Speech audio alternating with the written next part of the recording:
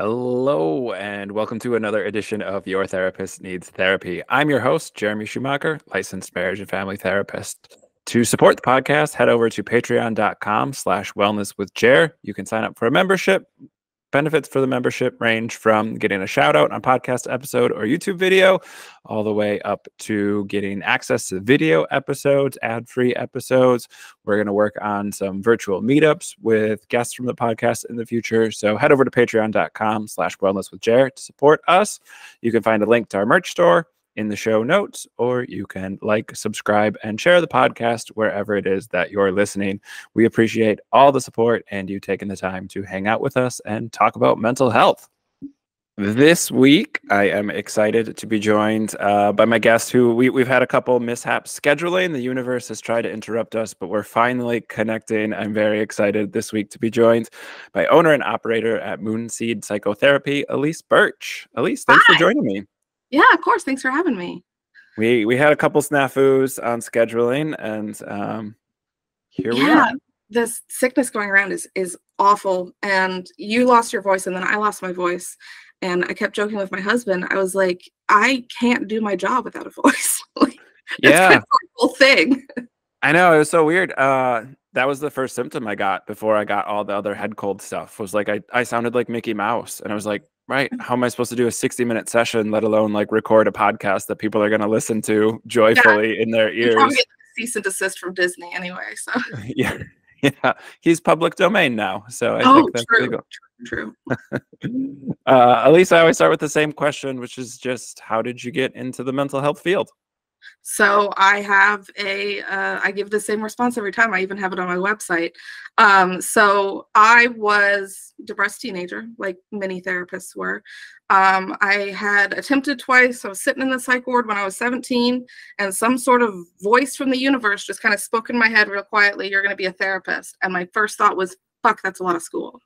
And but I knew from 17, like, I'm gonna go help people. I have this experience, so that when people say, you don't know what it's like, sometimes I can say I do, and it's okay. Like, here's where we're at. So that's really why I became a therapist. Is I was sitting there, and I'm very lucky to have been able to say, like, I knew my calling. Like, I know a lot of people struggle with finding their path, and I've just known. Yeah. This is a weird question. Was that inpatient experience like a positive one where you were like, this is super helpful, I want to do it too? Or was it like, these people don't know what they're doing, I could do a better job, I want to be a therapist? A bit of both. I mean, inpatient in America is never great. I always say it's to keep you safe more than to get you well. I have a lot of like great stories from the inpatient. There was one guy who he would just yell Roadhouse all the time, like the Family Guy bit. And it was awful. I hated that. Anytime I hear those words, like, it was bad. But then there was this one, I don't remember what, I guess behavioral technician or something. He wasn't like a therapist, but his name was Bobby. And he was there both times I was in the psych ward. And he helped me so much. Like, there are a couple of things he said that I still think about. He gave me the whole quote about like darkest before the dawn. And I think about him a lot when I think about that experience. Sure. So there were good and bad parts, as is most inpatient therapy. Yeah, I think a lot of helping professions, we are either trying to help ourselves or we had kind of a formative experience. I find that with a lot of the medical professionals I work with, doctors or nurses, and teachers too, either really bad teacher or a really great teacher that inspired them to kind of pursue that. Yeah. So this universe speaks to you moment.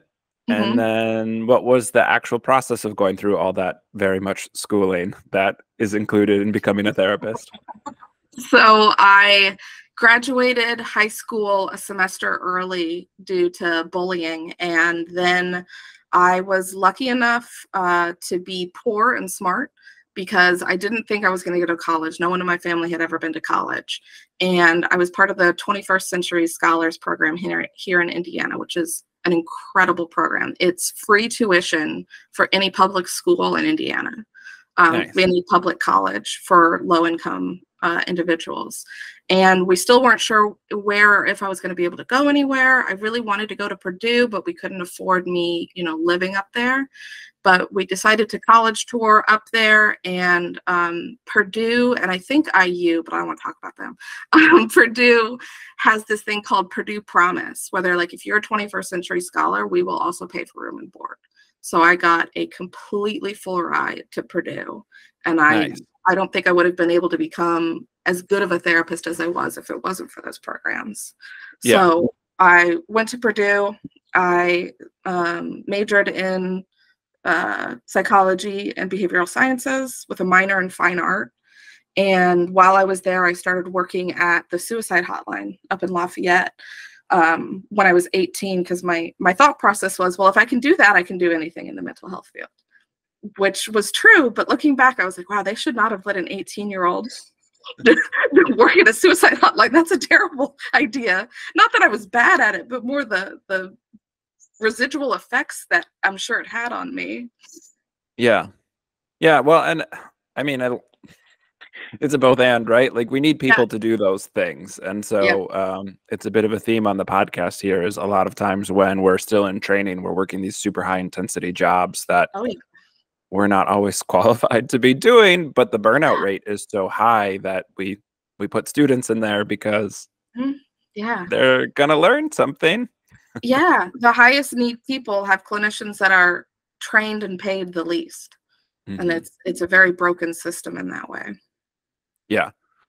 So I worked at a homeless shelter, like similar thing, different than a suicide hotline. But like, I know, looking at your website, you've had some of those experiences of working in these high intensity clients who need a lot of resources. Was that internship stuff, or did you kind of have a passion in your career to work in those areas when you're starting out? I'd say a little bit of both. So after I graduated Purdue, I came back to Indianapolis and went to IUPUI for art therapy. So that's what my master's degree is in. And I worked, so the internships I had there, one was at the Julian Center, which is a domestic violence shelter downtown. They have an incredible art therapy program.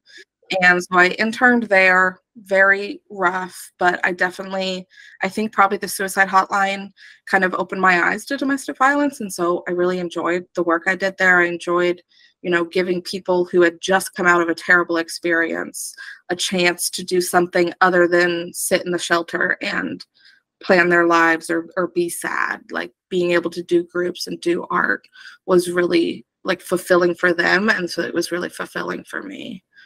And then I also interned at a psych ward, which was another great experience, hard experience. And then my last internship for my senior second year internship was at an outpatient addictions clinic. And I never thought I would go into addictions. But it was like 5 or 6 of the internship options were addictions. And so I was like, well, I don't want to work in a nursing home. I do know that. So addictions it is. But I really enjoyed it, actually. Yeah. And pulling back the curtain a little bit for the non-counseling people who are tuning in, like, in theory, picking your master's program, you want to be picky about those programs because that is tied directly to your internship site. But there's very little, I think, coaching or advocating around that for incoming students. We don't always know these things. We're 22 or 23 years old. I was 20 picking out my grad school. I didn't know what I was doing. And so I think it's one of those things where, there is this system where, like, we're fulfilling a need with student and in training therapists. But a lot of times when I'm talking to students who are wanting to go into this profession, say, like, pick your internship site, like, find a school that has an internship site that you want to work with, because it is a lot of high intensity situations of addiction or hospice care, nursing home situations, sometimes the VA. And again, these can all be really great, wonderful things if you're passionate working with that population. But if you want to do child and adolescent work, working addictions isn't going to help prep you for that. So it's a weird quirk of the system that, like, we as students are paying thousands of dollars for our graduate degrees, and we don't have a ton of autonomy in picking where we want to start getting our experiences. Yeah, and that the experiences themselves are unpaid. Like our internships with my program were 38 hours a week, and so I couldn't hold a job. Yeah. Not only the student loan debt, but the living debt. Luckily, I've been with my husband for 8 years, and so he was able to carry a lot of that load. But I know a lot of people that had to take out personal loans on top of that. It's a very elitist system that if you don't have the funds to do unpaid internship, you can't be a therapist. Yeah, and I think it, you know, we're talking about this because I think part of it is like we have all this research that suggests that therapists are leaving the field in droves. Like the Yeah. burnout rate is really high, and Mhm. it's hard to then get kids to want to do this when the pay is Yeah. really low, the hours aren't great. You're gonna And have when these they ask super the therapist intense. if they should, they go, maybe not." And again, like I think it's a lot of people are passionate about it and want to work with this. It's just we don't do a good job of prepping undergrads for the graduate experience. And like you're saying, there is a privileged status to being able to afford it or being able to work through it when we're not paying interns. I've been in the field for 15 years. My internship site collected fees, but right, as an intern, we weren't paid those. We didn't get those at all. I just went to the clinic. So that was before the Affordable Care Act and stuff, is how old I am. But it's an interesting experience still in like, right, we have this system of it takes 2 or 3 years to graduate. It takes 2 or 3 years to get your license on top of that a lot of the time. Like, Mhm. how are you supposed to live while you're doing that? Yeah. Yeah, it's definitely that grad school life is razor thin. I do think one of the driving factors for picking my master's program was that I wanted to do art therapy specifically. And there are only two universities that offer masters of art therapy in Indiana, and the other one is online. And when I was looking at reviews of them, they don't actually even have set up internship sites. You have to reach out to, like, you basically have to cold call places and see if they'll take you on as an intern. And so I was like, my program, the IUPUI, was like, well, we have these 10 sites that have agreed. And I'm like, Yeah. yes, please. Right. Sounds like one more thing off the plate. Yeah. Yeah. And you said you minored in your undergrad with Yeah. art as well. So, Mhm. and excited to talk about that. I don't think I've had an art therapist on the podcast yet. So, um, yeah, let's talk about that a little bit. Working in these high intensity situations, like you mentioned, doing group therapy and giving people who are inpatient something else to do. Can you talk a little bit about, for people who maybe had never had an inpatient experience, what goes on in a day and why art therapy might really be a highlight for something like that? Yeah, I'm also going to give my little spiel about art therapy because a lot of people don't really know what it is. A lot of Yeah. times I'm told like, oh, you're a social worker with a marker is kind of the reigning thing that people try to tell us, or they assume I only work with kids or in schools. And so art therapy is actually a very well researched field. The director of my program was working with Georgetown University on the neuroscience of art therapy. And so art therapy, part of it is that it's easier to talk about trauma when you're doing something with your hands and not staring at a stranger on the couch. I think that's a big piece of it, is that comfort of doing something. But there's also so much more to it. So there is the idea of process over product, that when we're doing art, we expect it to look good or we don't do it at all, instead of just creating because it's good for us. The act of creation is great for our brains. It's great for our body. All of it is very helpful to us. And after, middle school, when you find out you're not good, big air quotes, at art, a lot of people just stop. And that was kind of my goal in being an art therapist, is telling adults, like, no, you can just make art. You don't have to sell it. You don't have to post it. Like, you can just make art. I have a big poster in my room that says make shitty art every day. Like, color outside the lines, do what you can to make art.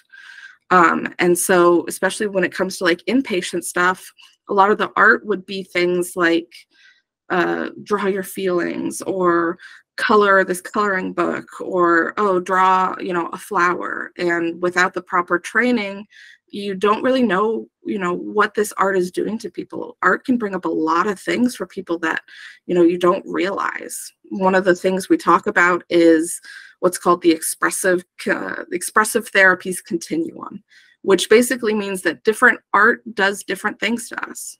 If I give a client watercolor and they are in a highly emotional state, that fluid, uncontrollable media is actually going to make them worse, because they're not going to feel like they have control over things.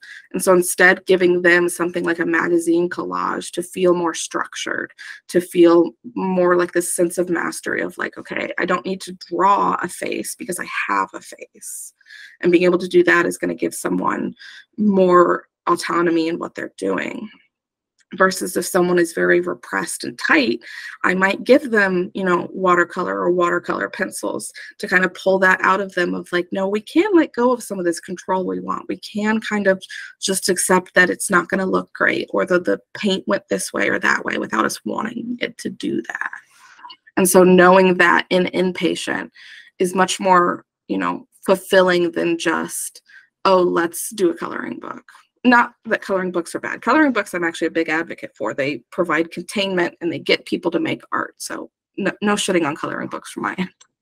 Yeah. Well, yeah. And it's, we have such a high emphasis on being able to use language to talk about feelings. Yeah. We're taught to talk about it verbally. We're taught and that's using a wonderful pathway in our brain, but our brain has other pathways to process these things. And I love hearing from different therapists who are approaching it as even just like, I've had a bunch of nature therapists on who take their clients for a walk, because walking while you're talking stimulates a different conversation than just sitting in an office. And I love the idea of art therapy, like you're talking about, stimulating a different expressive process when you have someone who's trained to kind of know, here's the system, here's the structure for a client that will be helpful for where they're at right now, instead of just having that cookie cutter approach of like, art, here's paper and pencils, go crazy. Yeah. And even in the sense of things like, in the psych ward, we can't have pencils because they can be sharpened. We can't have scissors. When I worked at a rehab, I was allowed scissors, but I had to number them. And so I had to have 1 through 5. And if I didn't have all 5 scissors at the end of group, we had to go into lockdown. So even just knowing what can be, appropriate for different populations. I wasn't allowed to use Sharpies or alcohol inks at the rehab, because if those are taken, they can be used inappropriately. I think it's really important to, I think even, traditional talk therapists, we use body language and nonverbal cues. I'm not sure if you were taught this in school, but I feel like we had a whole lesson on whether it's ethical to offer a crying client tissues or not. Right. Does that make them feel like their crying is bothering you or something? There's so many tiny little intricacies that happen with every facet of what we're doing. Yeah. And you brought up, I think culturally, right, like 3rd grade, 5th grade, somewhere in that elementary school, you're either labeled as talented at art or not, and then you don't pursue it anymore. And there is such benefit to having an expressive, creative space in your life, because a lot of your brain wants to do that. Yeah. And I think there's also this big emphasis, and I've fallen into this trap too, of monetizing hobbies. And so it puts that extra pressure. Well, if I'm not good at this, then I can't post it, or what am I going to do with it? I can't sell it. And it's like, you can just make it.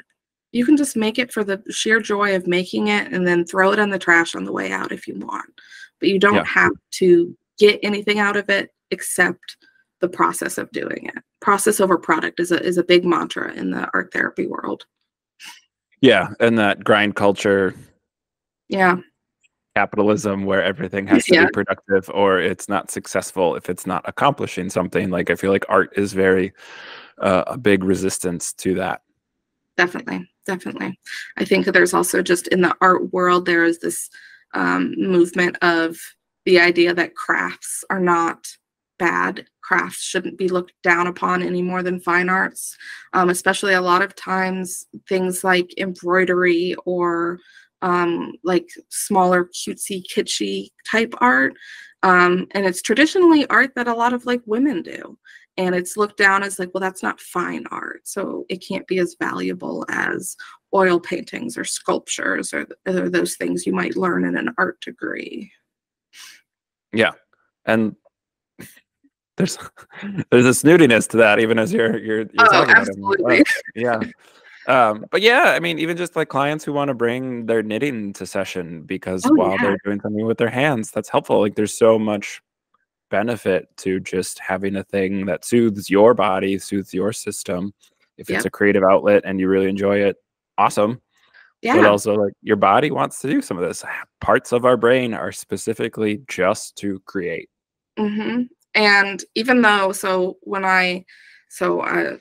go back a bit, I did my internships, and then I worked at rehab, and then I moved into a group practice, and then I'm on my own now. And coming into my own, I decided to be telehealth only, largely to save on overhead costs while I see if this model even worked for me.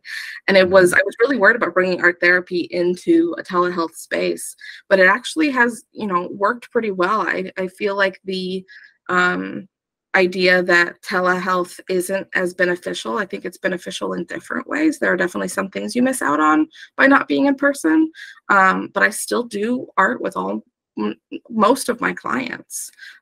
We still do that together. We still are talking about the artwork or talking about the process or what art they did between sessions. Yeah.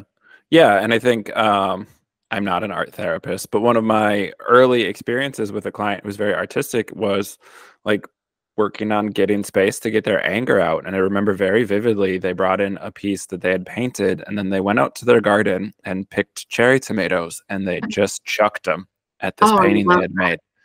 And it was like this hugely cathartic and kind of like opening experience for them. And it changed the way we did talk therapy from then, even though that wasn't, I had given them homework to do some art, but like yeah, it wasn't an intervention in session, but it changed yeah. our sessions from then because we had this kind of metaphorical, creative thing that we could refer back to that really opened it up for the client to process their emotions in a different way. I love that. Yeah. I've done anger kind of stuff before. I talk about like the difference between holding a pencil and sketching and these tiny little finger wrist movements versus taking one of those giant smelly Sharpies on a big piece of paper, just like scratching over it, and how cathartic that is versus the tiny little scritches we try to do. Yeah. Yeah. And I think with telehealth too, like your clients are accessing what they have available to them. My client had tomatoes available, you're, I think, right. There's this instant of like, oh, well, what if they don't have art supplies? But like, right, they have access to all these things that they can use to be creative that telehealth Yeah. can still work. And that's something I talk about at the intake. I'm like, I have directives for oil paint and I have directives for a ballpoint and a Post-it. Like whatever you bring to session that you have, we can use. Yeah. Yeah. What was that journey? You hinted at it, but I do like to highlight it. I like to talk to Yeah. people who own their own practices, from agency work or being at a group practice into opening your own business. Was there a specific thought process behind that or a drive for you to do that? So the first thing I like to say is it's terrifying. Mhm. But I think that is something that everyone goes through when they're kind of doing their own practice, or even when I was moving from like a salaried clinic position into group practice where your money isn't as static and you're worried about building a caseload. All of that can be really frightening.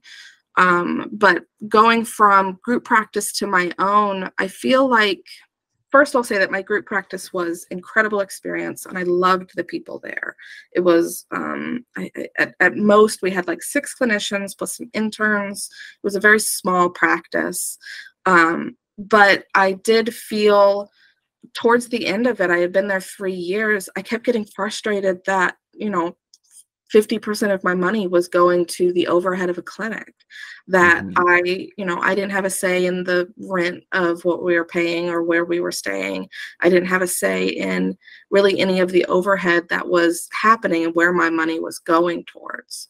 And it's, I think it's getting less, but there is this idea that therapists make a lot of money. And I don't really know any therapists that make a lot of money. And so losing 50% of every session is hard, and it does weigh on you. So it was mostly money motivated. And it took me a long time to be okay with that because it feels selfish, especially when we're in this helping noble profession. But it's also, wow, you know, I would feel a little bit better. I would be able to take more vacation days. I would be able to, you know, pay for more of my therapy sessions if I was making a little bit more money. And Yeah. so it was a big part of it was money. Yeah. Well, and you mentioned those contracts, which I get a lot Yeah. of people who own their practices and have employees. I'm Yeah. so anti the 1099 model. Oh, I was Because W2. I will say that. That was good. okay, that's good. But yeah, this idea that you're going to split pay at 60 Yeah. 40, at 70 30 in a good, Mhm. again, put that in quotes, good I was gonna say setup, I was 50-50.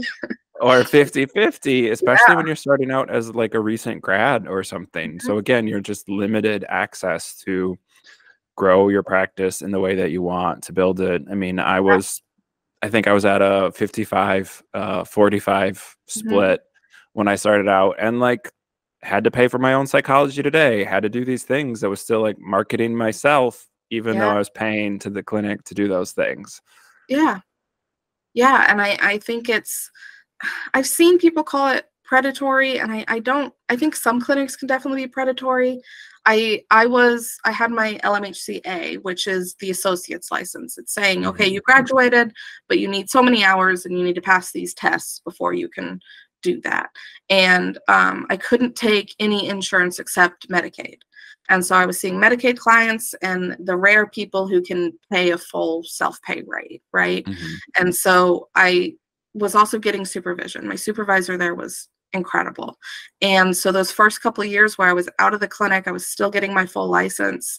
I do feel like having my supervisor there and having other clinicians there to kind of help me learn what private practice was like and everything else was super beneficial. And I think that's, you know, the first 2.5 years that felt worth the 50-50. That felt worth it. But then when Sure. I got my full license and I was ready, like, okay, I'm good, it was much more, I can do this on my own.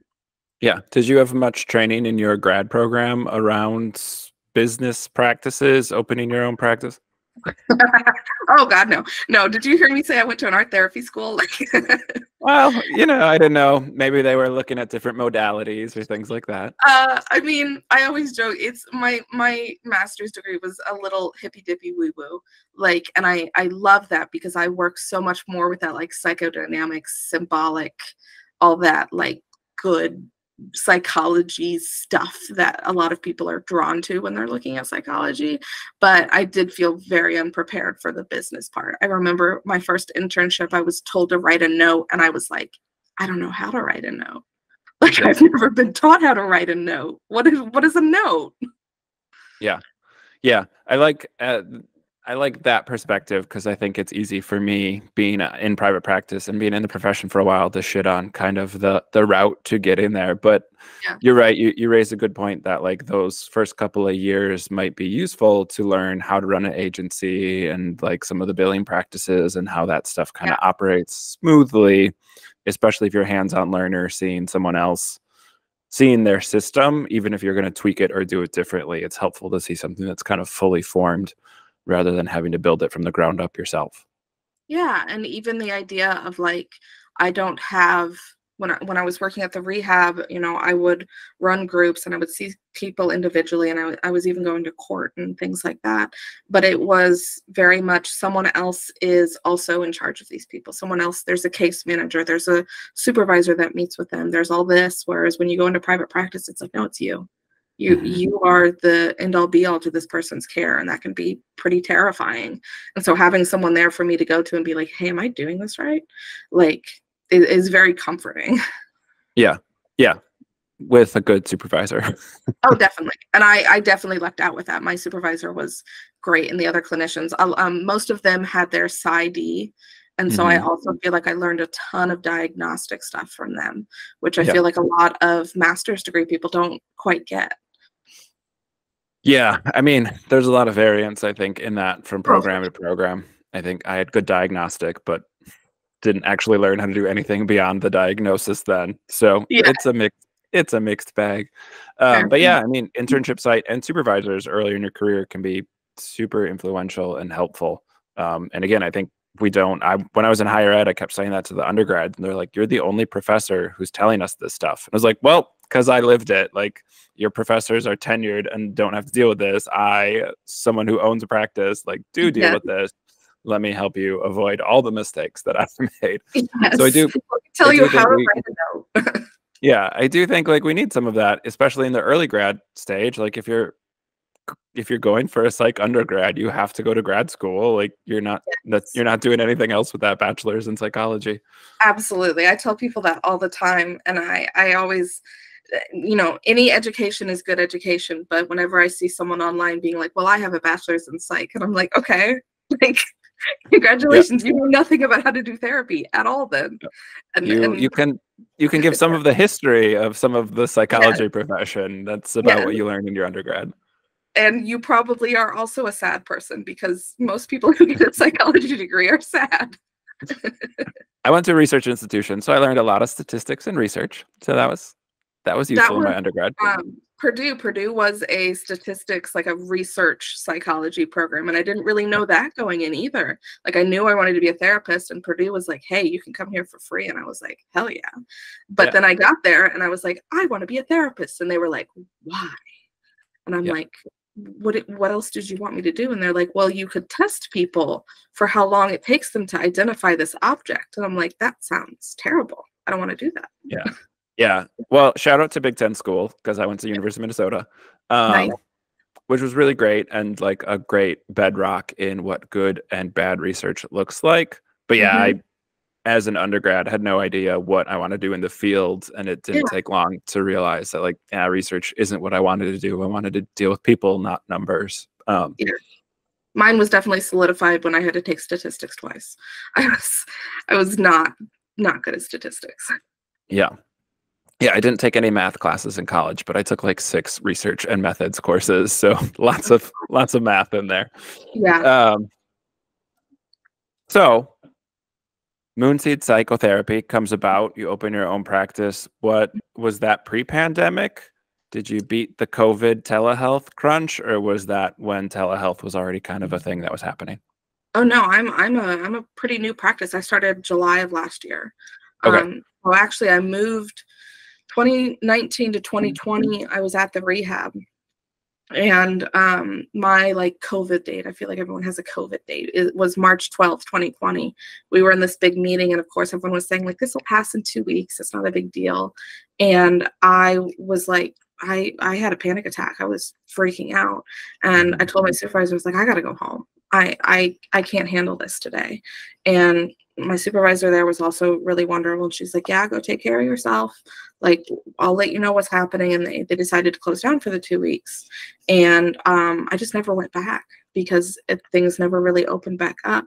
But what was interesting and kind of messed up was it was an inpatient facility, right? And the staff, so people, I think at the minimum was a high school diploma, the people who would cook for the women, or the people who would, do the day-to-day, let them out of the locked ward, or talk to them about showers and this or that, they still had to be there with the women. And so it was this really interesting dichotomy of like, I was doing therapy over the phone, and I wasn't supposed to come in, but there were still all these people, being exposed to everything there.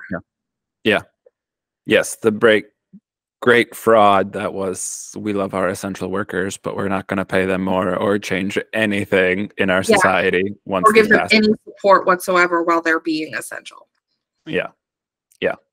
But yes, from a practice perspective, I do think COVID was one of those like curious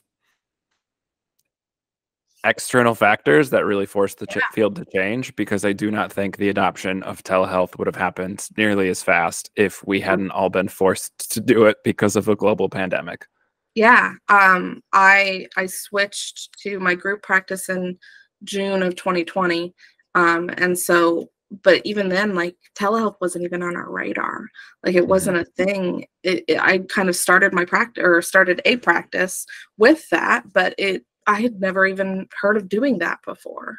Yeah. I think I maybe had a little bit of a leg up because of the suicide hotline. I was used to talking to people on the phone.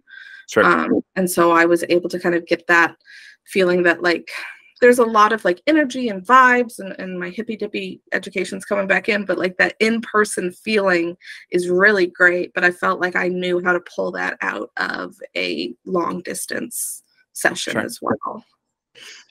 Yeah. Yeah. And your practice is a, I don't know, this is going to sound bad. I'm a pagan, so it's not bad. Well, I am too. I'm not, Oh yeah. I'm not judging, but yeah, there's some hippy dippy up front and mood seed, just the title Yeah, itself. And then, good. I'm glad. I wanted that to come across. but I love your website. Just kind of approaching it from that, like, I'm a person too. You talk about your history, but I love as a small practice owner, when you own your own space, you can really advertise and market yourself to the clients you want to work with. Like, yo, people who are like me, let's Yes. let's get Yeah. together and figure this stuff out together. Yeah, and it's always interesting the people who reach out to me that I'm like, did you read anything on my site? Because you are very clearly not my demographic. And of course, I'm Mhm. not going to like be rude to them or anything like that. But I think a thing that's difficult for therapists and it's difficult for clients is when it's not a good fit. And Yeah. it feels very personal and a bit like a rejection, but it's also, we have to do this because I want you to find someone you really truly vibe with. And Mhm. I know from my professional experience that it's not going to be me. Yeah. Yeah. So this is, I tell guests I'm not doing investigative journalism. So You're fine. if you want to dodge this question, feel free. We can edit it out later. But I'm curious because you're openly accepting of LGBTQ plus Mhm. folks. You're working with religious trauma. You're doing some things that I would say don't fit what the stereotype of Indiana is, Definitely. um, and some of the political climate for sure within Oh yeah. Indiana. So what is that like? What are you kind of hearing from clients when you're saying, "Hey, I'm here for you. I'm supporting you. I'm allied with you. I have experiences that you marginalized communities may also have." Like, what's that experience when you're working in a state that's very red politically? Yeah. So I have heard, a lot of people in my cohort and a lot of my friends, I'll say like, oh, I want to get the hell out of Indiana. And I, grew up on the north side of Indianapolis. I went to Purdue, came back to IUPUI, where I did get an IU degree. I'm a divided household, so I got both. But and then I'm still living in Indianapolis, born and raised Hoosier. And while of course this state is red and there is a lot of stuff going on that I don't agree with, my thought process has always been if I can make it one drop more purple, then Mhm. it's worth it. Because if all of the, more accepting therapists leave, then there's no therapy. And I don't want that to sound like martyr, like, oh, I'm living in a red state for you. It's Sure. Yeah. there. I don't feel this drive to leave. I'm very lucky to be, straight passing because I'm married to my husband. I'm very lucky to have the education I do and a family. And if the opportunity arose, I might move away. But there's this thing called Hoosier hospitality that I could talk to anyone on the street and, about the weather or about the dog they're walking. And there's this kind of maybe a little bit fake, but also this kind of like, yeah, we can just talk to each other and smile at each other. And I want to encourage that. I don't like the idea that, by leaving, we're making it more divided. Yeah. Um, I I call that Midwest nice. That's what we call it over Yeah. in Wisconsin. Yep. The Midwest nice, and in Minnesota too, because I spent a fair number of years over there. Yeah. But yeah, it's interesting. I think because Wisconsin is maybe much more purple politically than Indiana, but it's also, I mean, when you're working with marginalized communities, like they might not have a ton of access to resources. They might be on a 6 to 9 month wait list to see a psychiatrist. And so somebody who openly allies with their community and can work with them, who has things like social justice on their website, even if you're white, like we are, like you're showing like, hey, if you can't find someone who has your exact lived experience that you're looking for, like I'm still here for you. I'm still holding Yeah. space. And I think it's been interesting in my experience once I stopped taking insurance, how much more like that word of mouth within communities of like, this is a safe person to work with really matters, because marginalized communities need more help and support, and there's often fewer options available to them for that support. Absolutely. I feel like I get a lot of clients that if they were in a bigger city, they wouldn't come to, me based on what they know about my lived experience. And I feel very lucky to have them as clients because it broadens my perspective too, especially with religious trauma. I was raised evangelical Christian, went to a mega church, kind of broke out of it when I went to college, and have been on this journey since then. But I also see clients who are ex-Mormon or ex-Islam, and, learning more than I can read in books, right? Learning about what it was like for them growing up, and also the parallels in all the religions I talk about of, like, I had one client talk about how a lot of people party before Ramadan, and, she felt guilty about that. And I was like, have you ever heard of Mardi Gras? Like, that's exactly the same thing that they do before Lent starts. And it's just interesting to kind of get that cultural perspective, and I feel, happy that I can make them feel a little more seen. But then I'm also so grateful that I get to learn so much about different cultures and different things, and tell people, I never want you to feel like I'm telling you what you already know or what you lived. And I also want you to know that all the emotions we feel underneath are still the same. When you feel that shame, it is the same shame that someone in Bangladesh feels or someone in Norway feels. It's for different reason, but shame is universal. Yeah. Well, and tying back a little bit, like, awesome to do telehealth when you're in a state that maybe doesn't have a lot of religious trauma providers. I experienced that in Wisconsin, just being available to people in a different way when you can offer telehealth. And I mean, like, religious trauma is fascinating because when you're raised in a particular religious group, you think it's such a small, like, unique thing. And the overlap, the Venn diagram between high control religions is very tight. Like, the overlap, the process, about it. the process and the structure looks exactly the same, even if the details around theology are different. And so it is interesting to learn about that and hear from different people's perspectives. Like, oh, holy shit! Like, I wasn't raised Mormon, but like, had that same exact experience. We called it something else, but similar experience. This is what that does to development. Did you experience any of that? And like, having those conversations, I think it's helpful for people. I get plenty of ex-evangelicals who want to work with me because I speak the language, but also those people who are like, I don't want to work with someone who was raised the way I was because they might know this person and then it could get back to this. So there's also a safety component, I think, to being able to meet people where they're at, not just niching down so hard where you're like, I just see ex-evangelicals. Like, I think there's utility to both. Some clients want us because we have the shared language, and some clients want us because we're not from the same background. Exactly. And I actually have a few clients that are still identify as Christian and tell me, I'll tell them up front, I'm like, did you read my site? Because I'm religious trauma and pagan. And they're like, yeah, that's why I want to talk to you. So you can give me insight into the things I do want to leave behind, like the heavier stuff, while still maintaining this Christian identity. Like, I don't want to be part of the religion, or I don't want to be part of the church, but I want to hold on to the beliefs. And so that's been a really interesting experience too, of helping people deconstruct part of the religion. It's so fascinating. And I always tell people, like, in mass, humans are very easy to predict. We follow very obvious trends and statistics, but like, on an individual basis, people are just endlessly fascinating. There's so much variance in even just people whose experiences are evangelical or saying high control religion. Like, that's a certain percentage of the population. There's a ton of overlap, and there are all these unique, quirky experiences that each person has that have impacted them in a deep way. Yeah. Have you ever heard the 2 rules of psychology? I don't know that I've specifically heard. So Continue. number one, Tell us All more. people are exactly the same. Number two, every single person is completely different. Those are the two rules of psychology. That's it. Yeah.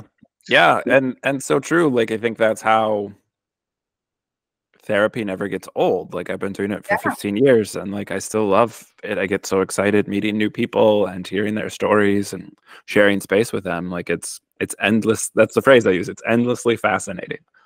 see, that's interesting to me. I was just talking to a friend the other day. My least favorite part of being a therapist is intakes.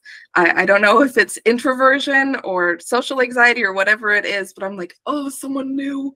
Like, I just want to work with the same 10 people for the rest of their lives. Oh, But see, then, my yeah. ADHD, I think, is like the new and novel Um, is what my brain lights up with, of like a new variables, new situation. Makes sense. My OCD is very much like, nope, no changes. Everything needs to be the same. I know exactly what I need to do. And but Yeah. then, 3, 4 sessions in, I'm like, oh, okay, you're great. Let's work together. So your deconstruction sounds like it happened in college, which is pretty common, but Yeah. what's it like out and about as a pagan practitioner? Yeah. I didn't even really know if it was a thing. I remember, I think I posted on Reddit or something that was like, can like other people do faith-based counseling? Can I do that? Like, Hmm. I've really only ever seen it for Christians. Yeah. Um, and so it was really cool. And I think the way I phrased it on my website is kind of like secular or like alternative spiritualities, because I think pagan is this overarching term that has a lot of variance in it.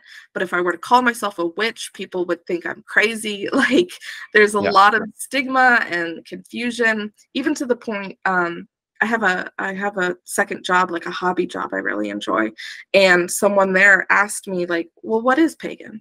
And I was like, what? That's a big question, sir.